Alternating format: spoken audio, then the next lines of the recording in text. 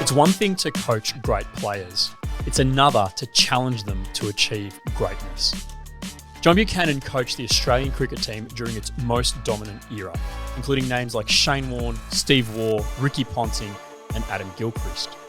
A dressing room full of superstars, a team that just kept winning. I'm Tom Andronis, and this is The Story Behind the Story, the podcast where we unpack powerful stories, how they come about, how they move the needle, and how the story behind them differs from what plays out in public.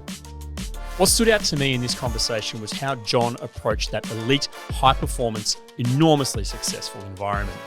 As an outsider, he didn't try to fit in, he leaned into it. He was willing to ask, what's not right here? How do we get better?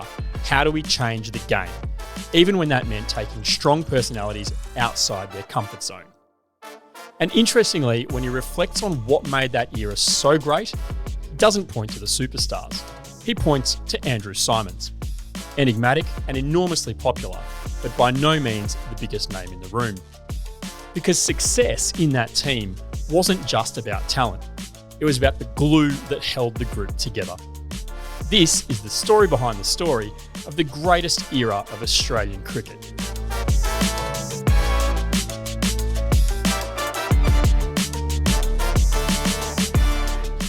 G'day, John. G'day, Tom. I thought the interview was over by now. Seems like it's taken that long. They're just starting. Is it still the case that you're the most successful coach that the Australian cricket team has had? I don't know. I don't count the numbers, but obviously we had some pretty good times and pretty good results. So I imagine we're up there somewhere. So we're talking 1999 to 2007, correct, was your tenure as the Australian cricket coach. 66 test match victories, just 16 losses and 11 draws. That includes 3 Ashes victories, I believe. Yes. 134 ODI wins, just 34 losses, including 2 World Cups. Is that right? Correct. A winning record across all formats north of 75%. Right. That's not news to you, surely. No, I've heard the number. All the sort of exact details, probably not quite across, but yeah. We're talking about an era that included names like Warne, Ponting, Waugh, Hayden Clark, Symonds, Gilchrist, McGrath, legends of the sport. What's your prevailing feeling when you reflect on that period of your life? Look, it obviously it was just an incredible period of time. Me, like I'd hope still a lot of young boys and girls these days would love to be wearing a baggy green cap, you know, when you're 5 years old or 6 years old or 7 years old. In my day, you didn't really see you didn't see it on TV. You listened on radio. And so the imagination and what went in your mind was where I created all my dreams about wearing a baggy green cap. These days, obviously, completely different in the sense that you've got so much media around that you probably get to see it and feel like you can touch it, but nonetheless, maybe it makes your dreams far more colourful rather than mine were black and white. So I was never good enough to do that. You know, I chased that dream for as long as I possibly could, and that dream disappeared, and then I chose other things or dreamt about doing other things. But eventually became a professional cricket coach with Queensland in '94. But even then, wasn't really dreaming about where that was going to take me. You know, I was just going to coach this Queensland team the best way I possibly could. Didn't know whether I could do it at all. And we were fortunate enough to win a Shield that first year. So I guess I think even though that might have been suggested as well, now you know that you're a coach, I think I found that out 6 months before that I was working in the public service. I had a good job there. My wife was very happy, settled, definite income, secure future, stay in there, work your way up. Oh, life can't be too much better than that. So I decided to go and be a professional sports coach and put my job on hold for 6 months. And then after 6 months, I rang him up and said, don't hold my job anymore. I'm not coming back. Professional sports coaching is well known for security and tenure. It is. Yeah. You sort of look into the horizon and think, wow, it'd be nice to make it there one day, but horizons change. But anyway, I coached there, and then it was only towards the end of my time with Queensland, really towards the end of my time with Queensland, that the Australian job came up, and that's when I thought, wow, I felt it was time for me to move on from Queensland. Not sure where I was going to go, but somehow timing kind of worked well, and there was suddenly this job with the Australian cricket team, and so one of the most coveted jobs in Australian sport. Yeah, so albeit that really it only had Bobby Simpson, who started around about 84 as kind of a manager and then moved into the role of coach, finished up in about 92, 93, I think, somewhere around when Mark Taylor took over, and then Jeff Marsh stepped into that role. Jeff, obviously the main predecessor before me, because I think AB might have had the odd stint for a tour or something while there was decision about who would be the next coach, and suddenly there I was. I think it was down to two of us, Steve Rickson and myself, for the job, and I don't know for 100%, but I'm pretty certain that even though Steve Waugh was through and through a blue bag or a New South Wales boy, he pumped for me over Steve Rickson, and that's how I sort of ended up starting in November 99. So you've touched on this already, though. You are the first Australian cricket coach that didn't have international experience. You didn't play tests. Yeah. ODIs were sort of they'd only been around a few years at that point, and yet, you know, I've heard you describe your own career, your cricketing playing career, as mediocre. That's really putting it on a level that it might not deserve. What are you saying, that mediocre is a generous description? It could be. But so you've been appointed coach of the Australian national cricket team, and you've walked into this dressing room with Steve Waugh and Glenn McGrath and Adam Gilchrist and Shane Warne. You know, do you remember sort of feeling like you needed to earn their trust and their respect and a little bit of credibility in that space? Oh, 100%. The only difference between when I started with Queensland and then when I started with the Australian team was that Queensland I really had no coaching pedigree, apart from a bit of club cricket and Ian Healy, who was captain of the Queensland side at the time, knew me from being a player coach when he was a young colt. And I had a couple of people in the interview panel who knew me from university cricket club coaching, but I didn't really have too much behind me, particularly when I was going up against someone like Jeff Thompson and Martin Kent, who were the incumbents for the 4 years previously. But by the time I got to the Australian team, at least I'd had about 5 years of coaching and success with that, with Queensland. So there was that kind of basis, but sitting in the room, and I can still see it, that first test match, which was in Brisbane, and the Australian teams, they only gather together about 3 days out before a test series starts. And sitting in that room, I had, excuse me, I had only one player from Queensland, which was a bloke by the name of Scott Muller, who only lasted 2 test matches. But the rest were guys that I'd coached for Queensland against their respective state teams. So I didn't really know them all that well. So to your question, firstly I felt I needed to try to impress them a little bit with where we were going to go as a team. And at the same stage, while I'm trying to impress them with kind of that direction, was also a challenge to them as well. And that was always, we were going on this journey to Everest together. And as I said, I didn't really know, how long that would be, but it was about us changing the way the game was to be played. And so that was the starting point. But to earn their trust, their respect, be credible, that would take time.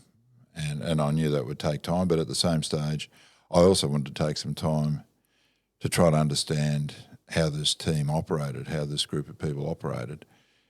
You know, I had some insight, obviously, because we had players from Queensland that were in either the test sides or the one-day sides at that point in time. And so they would often come back and you'd hear various stories, and then just through observation, just watching that Australian team. And so I always felt there was a heck of a lot that could be done with them, even though they were quite successful. They'd won a World Cup, and Steve Waugh had just taken over as captain, and I think they'd recently won the West Indies. They'd won in Sri Lanka, so they were a good side. But I just believe there was so much more. But it wasn't up to me to impose those sort of thoughts immediately. I just needed to go about doing the job, trying to support them as well as I could. At the same stage, making those observations, so that I felt within about 9 months or so, because we had 2 test series against India and Pakistan, a one-day tri-series, which is all at home, and then we got the opportunity to tour New Zealand, so I could see them away from Australia. And so we played 3 tests and I think 5 one-days in New Zealand, of which we won everything but one game. You talked about climbing Everest together. Tell me about that narrative. What is the story, or even the psychology that you employed to get buy-in from a group of such highly credentialed players? Yes.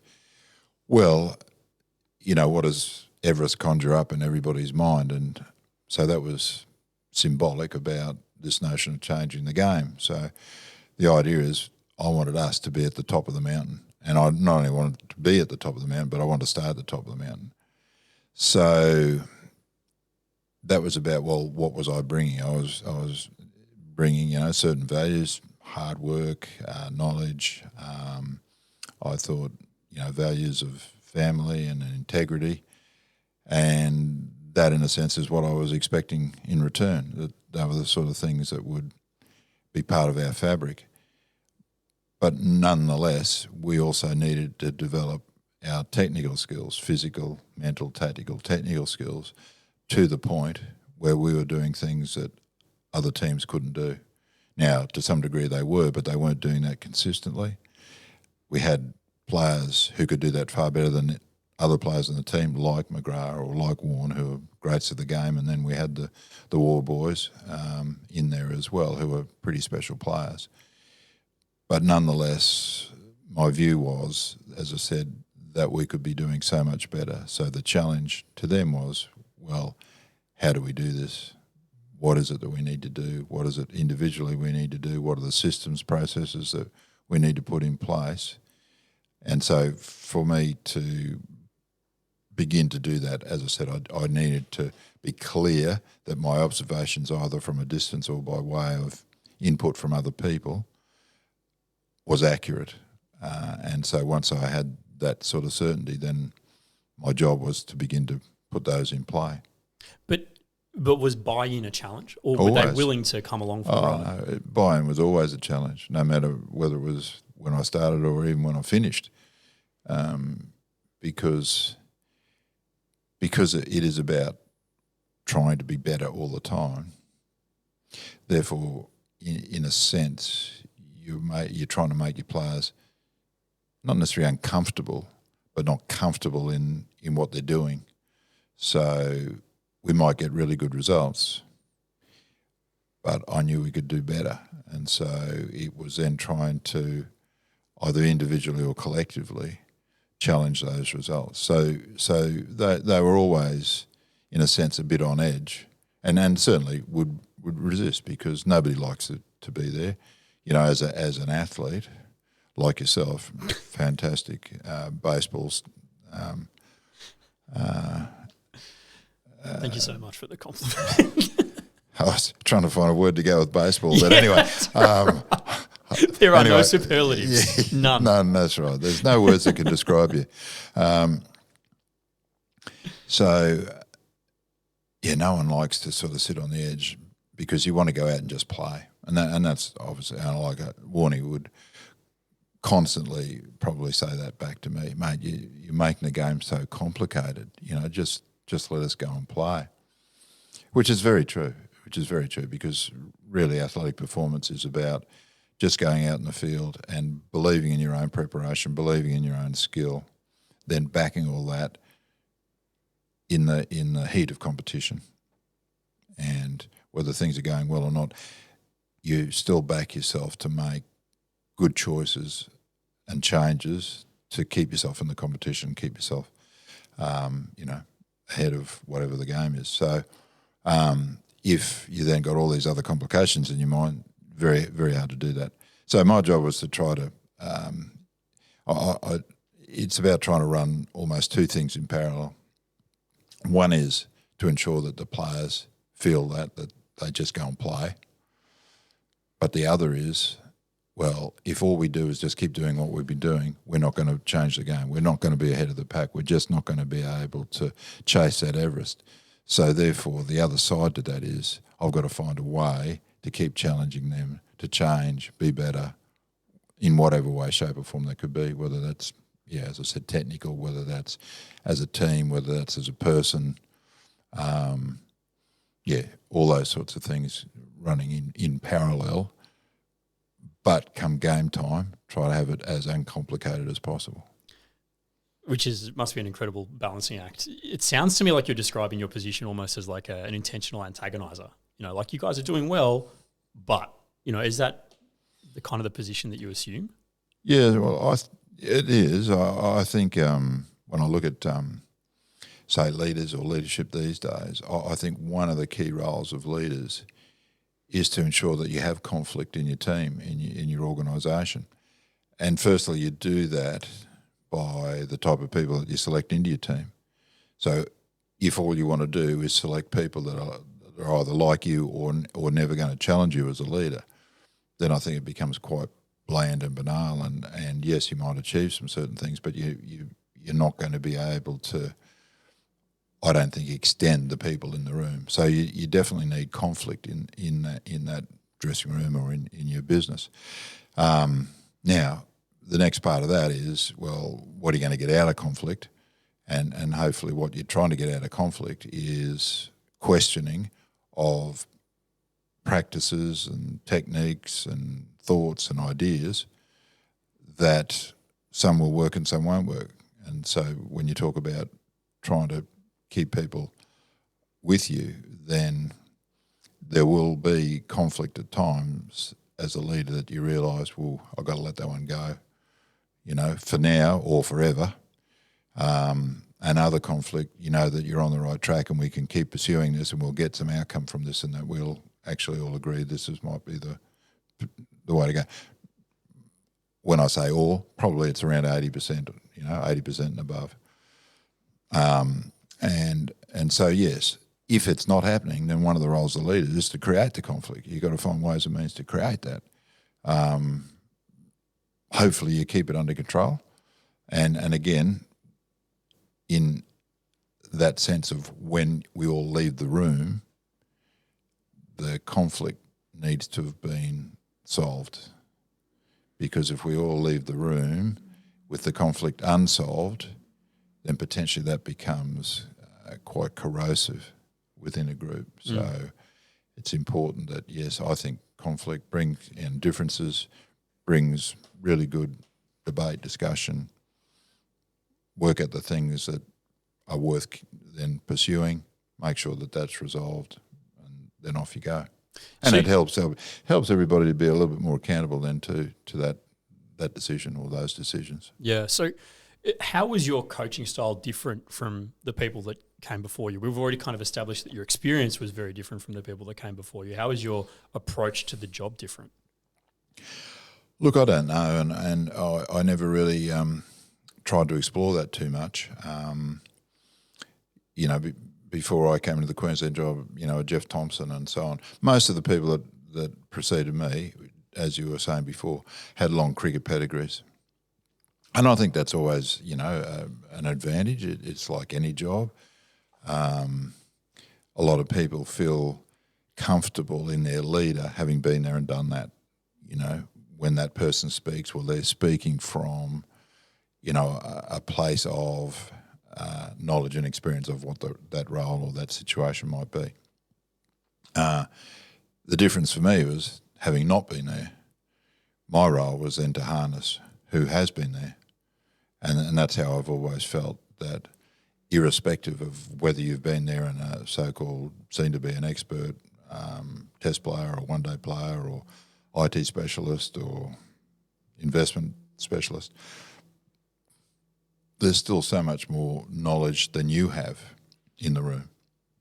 So it seems really important to me that we've got to try and harness that. And then we were just talking about before, part of that harnessing is the conflict. You get some debate going and discussion going, and I think you get, potentially better ideas and better thoughts rather than it just coming from the one person. So, as I said, I never really wanted to explore what had gone before me because I didn't see that as of any great use. But I suspect one of the key differences would be that because I didn't have that knowledge and experience of having been there and done that, my approach would be, you guys have, or you guys have, but maybe I still need to bring in another expert from outside, not me. My expertise is to try to draw that from you. You introduced things like data-driven performance, things like varieties of leaders, leadership groups, that sort of stuff, which you look at the AFL and that sort of stuff now, that's par for the course. And yet at the time, my understanding is that wasn't necessarily the norm. Why did you bring it? Was that part of that, antagonistic or attempt to challenge, or why did you sort of feel like it was important to bring in new and fresh ideas? Well, partly the challenge. If we talk about the data or the leadership, we talk about the data. So, for instance, so when I started with Queensland '94, again, my view of how we provide information back to the players was not good enough. And while a coach can and should always provide some feedback and you make that as immediate as you can and as accurate as you can, and players should share information as well. Often what is happening in those situations is that it's generally the people who speak the loudest or speak the most, and they speak from a viewpoint of their own lenses, what they can remember. And as I said before, it's about harnessing the knowledge. So that's good. I mean, you don't want to lose any of that. But there are so many gaps in that. So to counter those gaps, at this stage, computers hadn't been introduced into certainly cricket, but a lot of sports hadn't really adopted that. Maybe AFL was tinkering with data. I mean, all sports had data, but it was pretty meaningless data for me, albeit that's how I grew up, and that's one of my loves of cricket, was just looking at all the averages and statistics and so on. But in a sense, it's meaningless data. It's kind of lag, it's endpoint data. So what's some of the better information that we could actually gather to help us perform? And so that's where we introduced computers and linking that to the vision, so that if we had a team meeting, we now could hear what everybody said, but now we can fill in the gaps. We can actually use information to present a story with pictures, vision, to emphasise certain things that we want to achieve, either from a previous game or from a game coming up. And so over time, we could then stack it together, and then we could begin to develop trends, and we could develop patterns, so that it put us in a better position to prepare ourselves for a game, individually or collectively. So, that wasn't necessarily received very well early on because, again, it was new. Famous story with AB was in our old Queensland dressing rooms, and I think we'd won a couple of games, and we had one of our coaches every game was kind of sitting up there in front of a laptop and typing away, and players were intrigued. And so I decided, one post-training day to place some data sheets around, the dressing room to show players, well, this is kind of what we're doing, We're not showing it too much at the moment because we're really in the process of just developing the whole system. As coaches, we're kind of using it, but it's not really ready for you in any sort of raw sense. But anyway, I wanted to just give them an idea. So anyway, AB had his corner of the dressing room, and he just loved talking cricket, and enjoyed the young blokes, the Simons and the Mars and the Loves and the Kaspoviches and all the young Queensland boys, the Bickles, etc., Matthew Bont. They'd all gather around and have a beer and have a chat, and that was great. So I left these around one day, and my thinking was that'll be good, but you know what? If AB, the legend of the game, this was his last season for ever playing, although he did go on and play one more season, but this supposedly was his last season and he wanted to help Queensland win the Shield. Imagine if he actually asked me a question, and it wouldn't have mattered because I know I could answer it. And in front of the group, novice coach, data, computer, wow, I'll just be so elevated. It'll be the best thing for my coaching career. So anyway, he has a look at the piece of paper, looks at me, and starts walking over to me. And so I'm just getting taller every moment he walks closer to me because here it comes. He's just going to ask something, and I'll be able to work with it, So anyway, he gets in front of me, looks at me, doesn't say any word, crumples a piece of paper up, throws it at my foot, and walks back to his corner. And right at that moment, going from feeling so exhilarated to actually trying to find anything that I could crawl under to hide. Yeah. But that in itself was an incredibly valuable lesson in terms of coaching, that you've got to understand everybody is an individual. Everybody is completely different. The way they go about their cricket, their preparation, their planning and so on is different. And sitting on top of that, here's a bloke that's played 20 plus years of international cricket, and now you're actually going to try and present him a piece of paper with some information on it that you believe will actually help him play better, was not the smartest move in hindsight. But anyway, we kind of walked through all that. But eventually, over time, data became just part and parcel of everybody's life. Sometimes it got over the top. With the Australian team, I used to write a report for each of the players after every game with data and analysis and a few words and so on. And I remember Darren Lehman coming up to me, at one point through a series and just said, "Hey, coach, probably lay off all the data now because it's lost its impact." The idea was to impact, to get people thinking, but the more they got it, because we were playing so many games, it just lost its way. The leadership one goes back to my own philosophy, in that I just believe everybody's a leader, and you've got to give everybody the chance to lead. Doesn't mean they have a formal role at all, but they need to be able to speak their mind. They need to be able to act sort of independently in a sense within a team framework. But of course, that's not everybody's cup of tea as a leader, because that can really expose you. It can put you on the spot, which it did a number of times, But it's in what you do with that, how you handle it. Most of the time I would handle it reasonably well, sometimes not. But it was about trying to ensure, therefore, that whether you're a new player been in there for a while, or an older player, your views, your opinions, your knowledge, everything was important to the group, and you needed to have that opportunity to be able to express that. You said earlier that some of this more innovative approach, different approach, data, analytics, that kind of stuff didn't necessarily always land particularly well. And I think you've mentioned Shane Warne already. I sense that probably would have been unnatural to him and his style of approach to the game.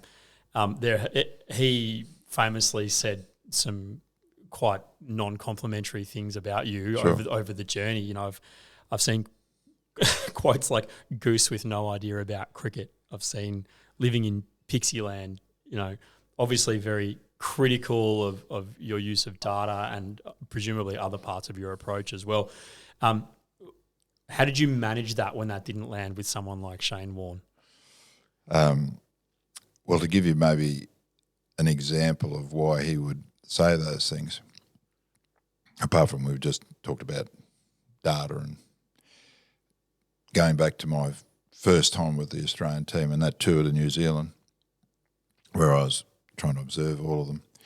And our first test match was in Dunedin, and I'd done a bit of research on Dunedin and found that there was an albatross rookery that you could drive to, supposedly only 20 minutes drive till you got to this rookery, which was on mainland. So I said to the whole group after training, a couple of days prior to this test match, we're all going to have a look at this rookery. Because again, why am I doing this? Because I really believe passionately in the fact that you guys have got to get outside the dressing room. You've got to try and expand your horizons in some way, shape or form. And I'm going to assist this, and we'll do this by, in this case, exploring a rookery that, as I understood, there's only a couple of places around the world where you can actually access by mainland. So off we go. In those days, we drove our own vehicles, and we had two, vans, which we equally placed players in. Novice coach, I still remember. This was only about 9 months into the role. I drove one, but I'd let Warne drive the other. So, and he made sure that he got in front of me. So we're driving and winding, and as again, in New Zealand, there's very, very few straight roads. So 20 minutes and we don't seem to be getting anywhere. So Warne pulls his vehicle up. I got no choice but to pull up behind him, and I get out of the car and start walking to see him and see what's going on. And as I'm walking there, I'm thinking about all these things about expanding people's horizons and taking you places where you haven't been and getting outside the dressing room, all that sort of stuff. And I'm thinking, you reckon this is the right time to have this conversation with Warne? So he winds down the window and he says, I'm not going any further. So at that moment I said, no, this is probably not right time. So I said, okay. And he said, look, we got a test match coming up in a couple of days. This is ridiculous, sitting in a van here, going to watch some feathery animals. I'm going to take the van back home. I said, oh, okay. That's a good idea. And anybody that wants to join Warne, you go with Warne. I can understand, you've got your mind on the test match and maybe this is not quite the priority that you see right at this stage, and the rest of you can come with me. So in a broader audience, rather than just you and me, I will just say then, well, I drove off by myself. But in our audience, truth be known, I had 3 or 4 in my vehicle. The rest had gone with Warne. And anyway, so continued on the journey. It took another 15 minutes. Got down to the rookery. And you wouldn't believe this, would you? They actually close a rookery. I could not believe this. Here's some birds on a rock and you put a fence across it and a gate and you can't let people in to see birds on a rock. Anyway, that was the case. The rookery was closed. And so again, novice coach. How do I sort of kind of regather this in my favour here? So I look up in the sky and I see these birds flying around up there. And I say to a couple of blokes, because Steve Waugh was there, I think Andy Bicker was there, 1 or 2 others, and to sort of, think I can pull this back. I can rescue this. Yeah. Wow. Look at those birds. That's what I was talking about, these albatross, because the albatross have got the biggest wingspan birds on Earth, and you can still see them. That's unbelievable. And, of course, one of the blokes said, hey, mate, they're seagulls. So I kind of lost the whole box and dice by that stage. So we just hopped back in the van and went back. So context of all that is, here's the coach off in Pixieland or, the goose coach or whatever he might say. But nonetheless, it never deterred me too much from always trying to do some things that were always a little bit different. Certainly from a training perspective, we're always trying to create training to be different because, training can be just boring after a while. Everybody wants to go and play the game, but you got to do a few things to get prepared. So we'd always be fiddling around with that. But this was again more about them as people rather than as cricketers. And with a personality like Shane Warne, is that almost antagonistic relationship, or was it disrespectful? Did you feel like he was being disrespectful of you, or was it playful? Like, what was it? I think it was a mixture of everything. Right. The biggest thing from Warnie's point of view, which I was saying before, been there, done that. I hadn't worn a baggy green cap, hadn't gone near wearing a baggy green cap. So how could you be coach of the best players in the Australian cricket team? And, he was joining the chorus with, a couple of other former players and journos and so on. But I guess I always saw that as a huge advantage, because I hadn't been there. Therefore, I was always able to look with, I thought, more objectivity. Most of the time, sometimes I got caught up in it, but most of the times I could look in from outside. And so therefore I could always, I think, be in a better place to challenge the individuals or what they were doing. But other times, we would sit down and just have just good conversations, generally not about cricket, because he didn't respect my knowledge of the game at all.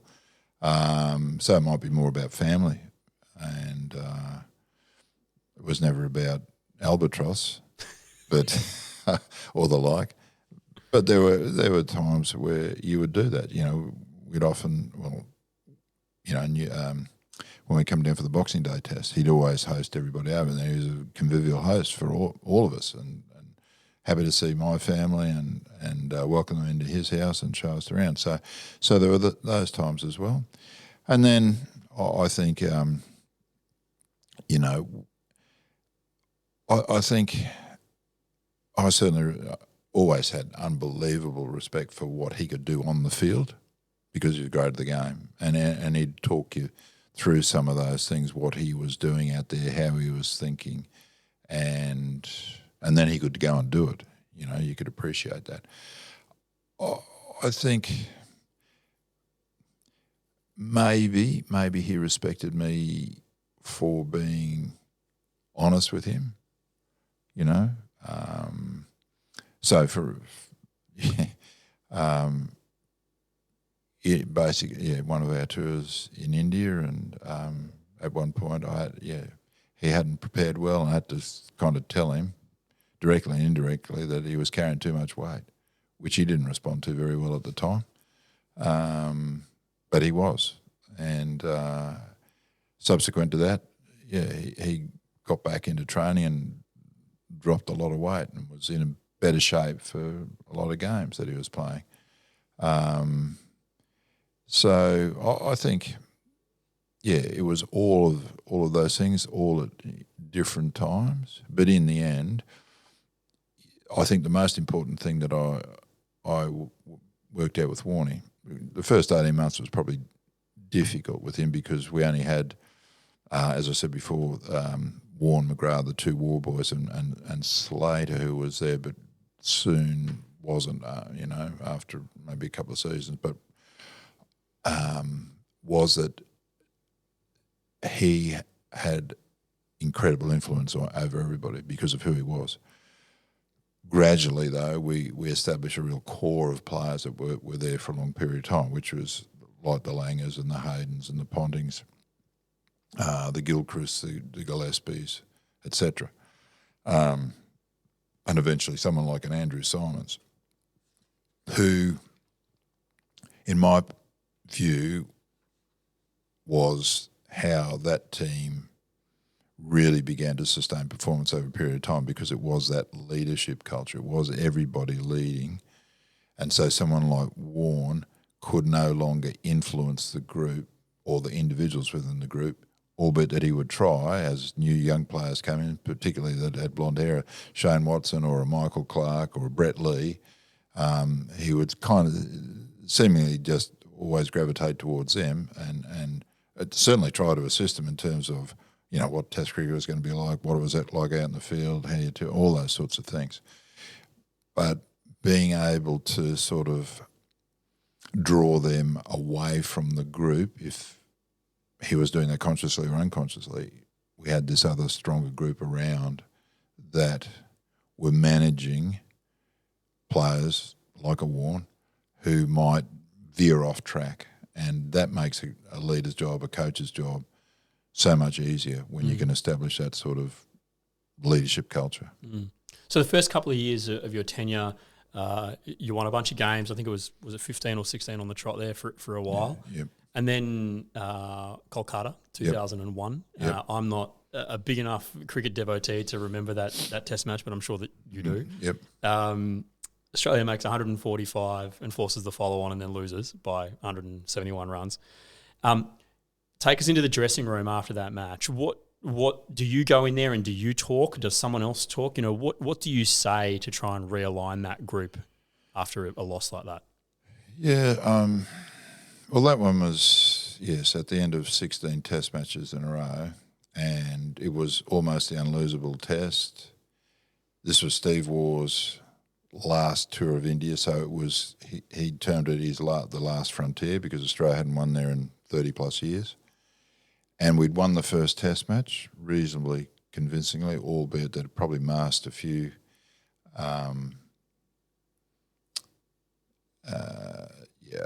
a few fissures, fractures within the way that we played. But our strength is our weakness. Anybody's strength is your weakness. So if you're really good at something, you just keep doing it. But because you just keep doing it, you begin to ignore some signals that maybe you wouldn't have ignored maybe a few tests earlier or, a few projects earlier or a few wins earlier.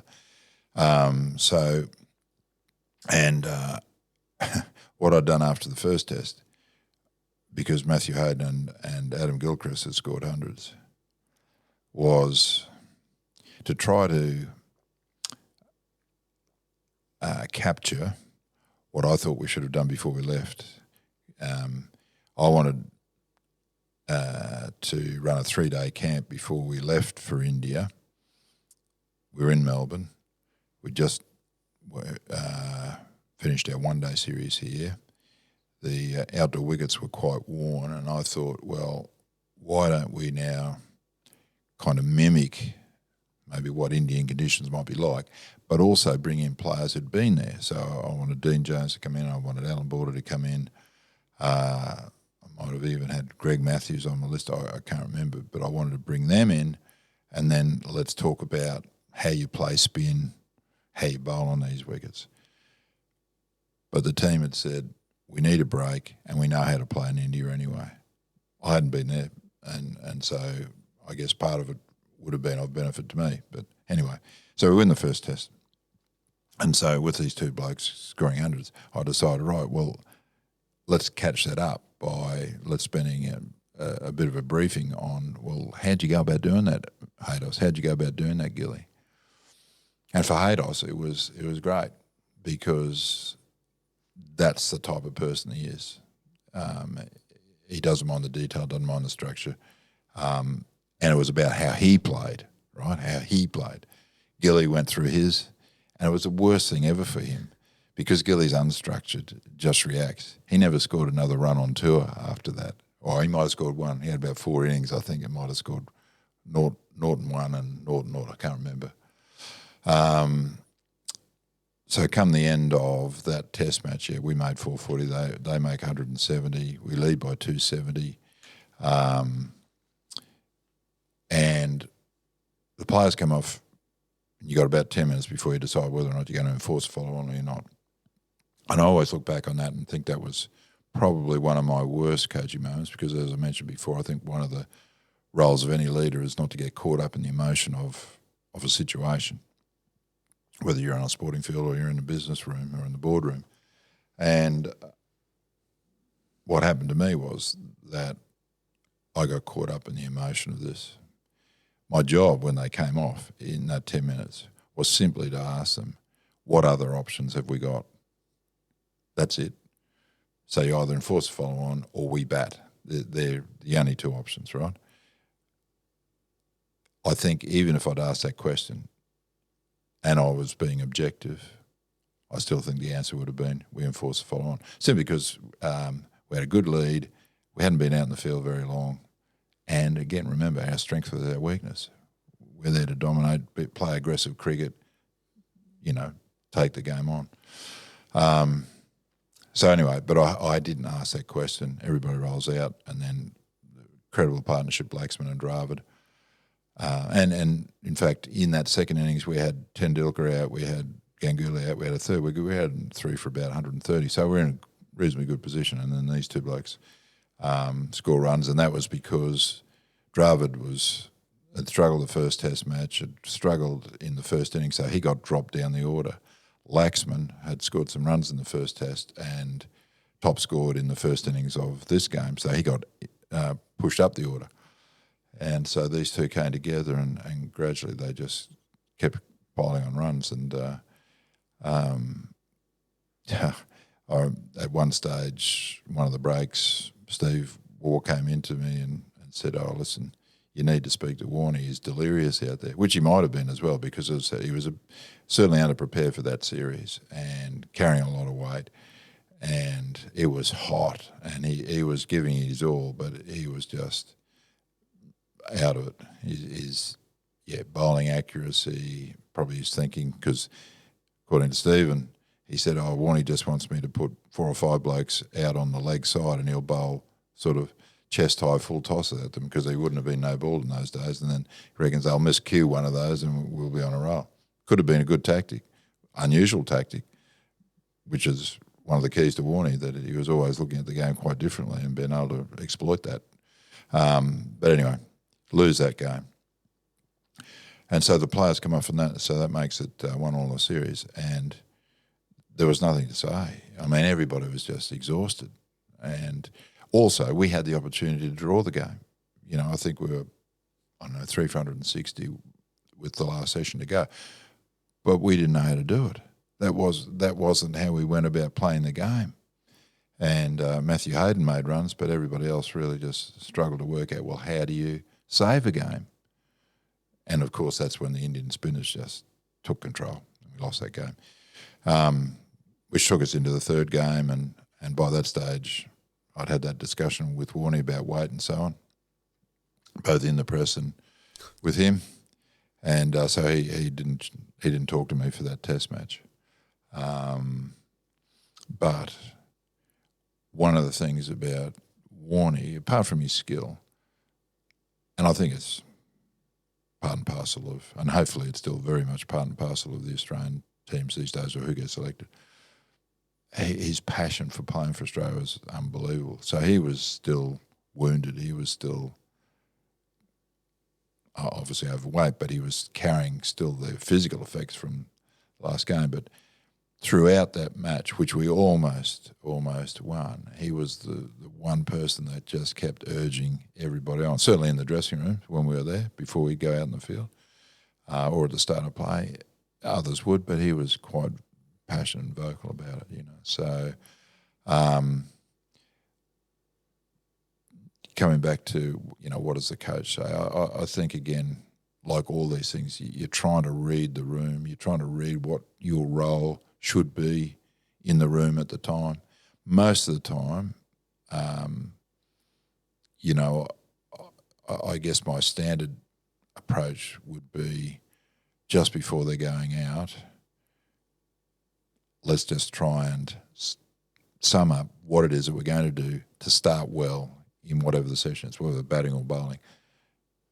What is it we're just going to do just for the next 5 overs, the next few overs, to get into that session so that we hopefully can put ourselves into a good position as that session rolls on, rather than it trying to be too much. Otherwise, the approach, and in the meantime, the approach is just to try to get around to certain individuals, listen to them, maybe offer some suggestions if I needed to, or if I felt that they needed to hear something. But otherwise, it's about them being the leader, making good decisions out there, being in a position to do that. Don't make it complicated. Keep it simple. Throughout your tenure as coach, you set up a dominant team. It was a dominant period in Australian cricket, and it's sort of become the norm now. We just expect Australian cricket teams to behave in that way and perform in that way now. If we lose, it's a drama.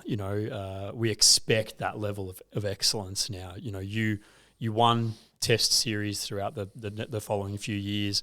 You dominated the Ashes. You won World Cups. The list goes on as to what you managed to achieve. 2005, you lost the Ashes.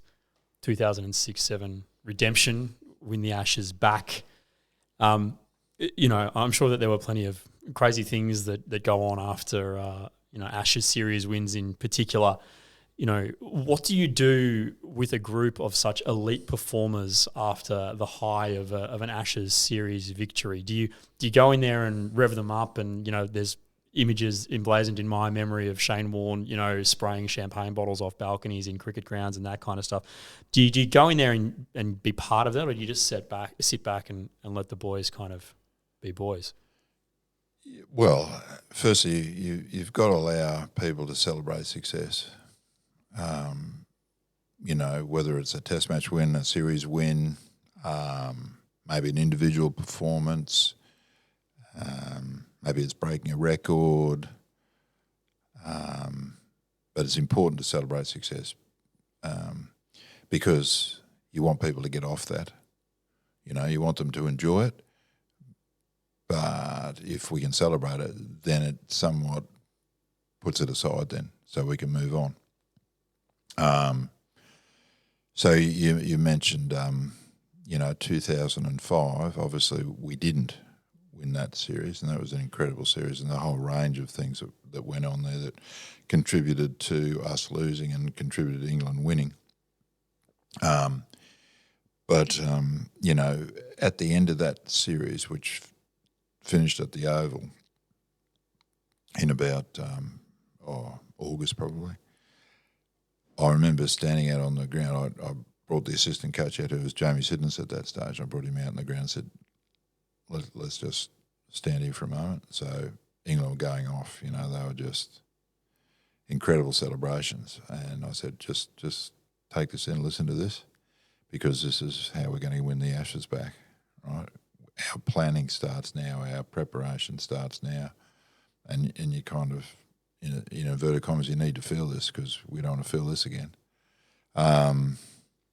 And whether I got another chance to do it was debatable because, again, with a Australia-England series, as you mentioned, you kind of get used to winning. Well, one of the things that you can't do is lose the Poms. Absolutely not.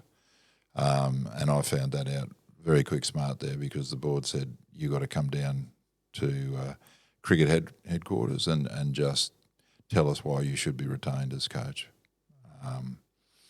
And so, that gave me some clear thinking. It's not as though you don't kind of review all the time, but this was clarity of thinking about, well, should I, shouldn't I still do the job? So I often say to various leaders, I think they're questions that you'll ask yourself if you haven't already in your own business or in your organisation. And one was, could I still make a difference with this group? Because that was 6 years on and we'd won a lot of things, albeit we just lost an Ashes series, but most things we'd done pretty well at, set some new records and so on.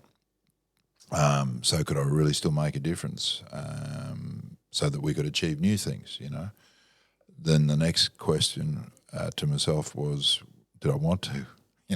Did I have the energy, the passion, the desire, which is you're away 250, 260 nights a year, you're training, you're playing, you're travelling, you got the press over you, got the odd incident that would happen or somebody makes a comment, not these days, even worse with social media, we didn't have that around those days.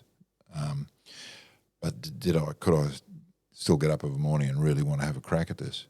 So that was, and then the third question was to the leadership, formal leadership team, which was, you know, Ponding and Gilchrist and a couple of senior players, you know, Matthew Hayden, etc. You still want me to do it, you know? So What did they say? Well, if they said no, we wouldn't be here talking about anything beyond 2005. Yeah, right.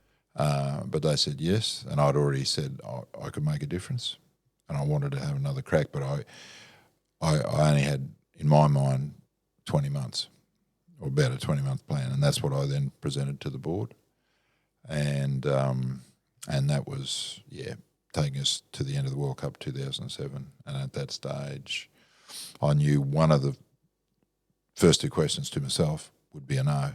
And as soon as one of those was a no, then I wasn't going any further, because I knew I'd lose the respect and the confidence and the belief from the players. So that's what I painted, and the board gave me an opportunity to begin that, and we started well, and we continued to go well most of that time. And then going back to where this podcast started, where I talked about Everest. So this was kind of the final Everest, and that was, we had 3 tournaments. We had an ICC trophy in India in about August 2006. Then, as you mentioned, Poms were coming back, so we had an opportunity to get the Ashes back. And then the third was going to the World Cup and making that, certainly 2 in a row for me, but 3 in a row for the team. So you do end up winning that 2007 World Cup. And so presumably at the end of that, one of the answers to those first 2 questions became no. Well, I'd already answered that. You'd already answered it for yourself 20 months in advance. And 20 months in advance. Right. That was what I presented to the board. Which question was it? Which one would it have been? Yeah. Which question did you answer no to? Well, I didn't have, rewind. I answered yes and yes to the first 2 questions, which are my own, and then yes from the players. But I knew more practically, I just couldn't keep going. Just a bit spent. Yeah. I wouldn't have the passion or desire to do it. I mean, I might have it sometimes, but I'll be inconsistent. So, yeah. Looking back now, what do you think, what's a story from that period of Australian cricket, from your tenure as the senior coach of the Australian cricket side, that perhaps has been misunderstood by the Australian public, that people think they understand, that perhaps they don't? Well, I think one thing that most people don't appreciate is that winning is not easy. 1 game, 2 games, 3 games, a series, stacking series upon series together, home and away. Just winning is not easy. And test matches, if we stick with test matches, they're 5-day games. And a lot happens in 5-day games, to players, both in your team and an opposition team, to weather conditions, to wickets. So, and as you said before, winning just seemed to be something that was expected. And it just isn't as easy as it seems to be sometimes. Conversely, when teams are losing, winning seems very hard, as well. Losing seems very easy, But and so everything that I think goes into that is probably not well understood by a public, that whenever we look at sport, and whether it be short duration sport, game of basketball or hockey, or that lasts for maybe an hour or hour and a half, 2 hours, whatever, irrespective of the length of the game, there is so much that goes into actually trying to get a W in the column rather than an L. And then 15 or 20 years down the track, we talk about them in such large numbers, 161 wins, 35 losses, that kind of thing, and yet every one of those wins is the sum of so many moving parts that are really, really difficult to understand when you're not inside of it. They are, and to some degree, it's just very much the same in business. I mean, the thing about the sport, as you say, whether it's 161 wins, I was just thinking as you're saying that, there's just things like selections, getting the right people, getting the right mix of people, injuries that take people away, and sitting in behind that are families that have to support those individuals who are away, a lot of the times, and sometimes they don't go away because of their families. And so business is much the same, except that we don't spend enough time almost putting it on a scoreboard so that it's seen to be that, because it is. Every day in business is competition. You're actually in competition. The world is not stopping because you've got a roster day off, or you're taking, you've got sick leave, or you've got holidays. Competition is still going on. The world of business is still going on. And so, in a sense, we could, or businesses could, kind of measure their own scoreboards on a far more regular basis than what they do, rather than leaving it for a quarter or 6 months, or doing a performance review every 12 months, all those sorts of things. I guess the stock market is one of those things that can tell businesses on a regular basis how they're performing, at least a result, right? But coming back to what we were just saying, a result, win or lose, there's so much that has to go into that. So even as a business, if I get my share price today, well, what is it that I control that enable that to happen? There are lots of other factors out there, because out of our 161 wins or 34 losses, there are lots of other things in that win or lose that were outside of our control. But we had to make sure that we spent most of our time and energy on the things that we controlled, so that we could respond to the marketplace as quickly as we possibly could. Mm. If you had to choose a moment or a story or an experience or a memory from your tenure as Australian coach that really kind of sums up the spirit of that team and the culture of that team and the level of achievement that you did actually manage to attain, what would it be?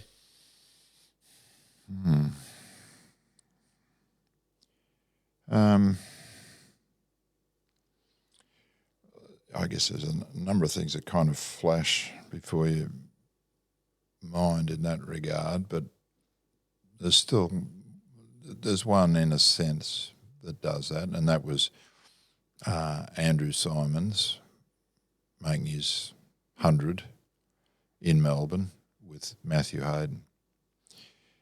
And why? One, I guess Andrew was, just a personal favourite. So a person that, made a lot of errors in his career, made ultimately one error that cost him his life. But he was the type of player that brought a team together. Didn't have a formal role as a leader, but to me was always incredibly important to have in the group because of his personal leadership skills. So he trained hard, he played hard, he respected other people, he was humble. As I said, he made some errors, and it's a bit of an old cliche all these days. Everybody says, "Oh, I'm sorry I did that." Well, he would probably say, "I'm sorry I did that too," but you knew there was total authenticity behind that, that it was, just I made a really bad decision and was willing to take whatever that meant. A story about Andrew early in his career, really early in his Australian career. He came into the Queensland team when he was about 19, but he came into the Australian team when, say, he was maybe early 20s and just breaking in. Everybody knew he had incredible ability, just breaking in. And we're on this first tour of England, 2001, and he was playing the one-day series. That's all he was selected for. We played the one-day series, and he was about to leave the group with a couple of other blokes who were going home, and the test players come in and replace them. And he said to Stephen Moore and I, "Can I see you boys quickly before I go?" I said, "Sure." And he walked into this room with us, and the first thing he said, "I'm going to retire." And we're just, like you, we're just stunned. What do you mean? You wanted to play for Australia. That's your ultimate goal. You've now just got a taste of it. You've done reasonably well. And, who knows what's ahead? And he said, I just don't like the room. He said, there's some people in there that I don't respect and I can't trust. And he said, if I can't trust people in the room, I don't want to be part of it. So that's why I'm giving it away. And obviously we had some sort of conversation with him, trying to convince him to say, sleep on it, think about it when you get home, talk to your parents, talk to other people over there. Anyway, by the time we got back to Australia, and that was the other thing he said, and I'm going to go and play for the Broncos because he loved his rugby league. And he was a physical sort of guy, so, whenever we played touch football with him, I remember him, because I'd play touch, and I remember him just picking me up one time and dropping me on the ground because I was being a bit silly. So he said, "You're not going to be silly anymore, are you?" I wasn't after that. But anyway, by the time we got home, he was back playing cricket. And so obviously Wayne Bennett, who's a bit of a legendary rugby league coach, I think would have had the conversation with him to say, "Roy, Andrew, as a rugby league player, you're a good cricketer." But back to Andrew, he had so much ability all the time and just gradually was showing that, understanding that, developing that. Good one-day player, gradually getting into the test side, and then finally cracking this 100 in Melbourne, which was, probably for him a dream come true. But for everybody in that Australian group, everybody was up. It was an incredible moment for him, but for everybody else, family and so on. So to me, that was, as I said, there's a million highlights, absolutely a million highlights, but that probably emphasised something that was, I thought, really important to the way that we played as a group, because you could see that was all just about family. It was about success, that partly. It was about an outcome, it was about something but it was about, here was a family of which somebody had achieved something special for himself, but it was probably almost more important to the group. John, thanks for sharing. Thanks for taking us behind the story. Happy to do so, Tom. Thank you. If this story made you think, reflect, or be inspired, please share it with someone who should hear it. You can follow the story behind the story wherever you listen to podcasts and find out more on our socials. I'm Tom Andronis. Thanks for tuning in. This podcast has been produced by The Content Engine.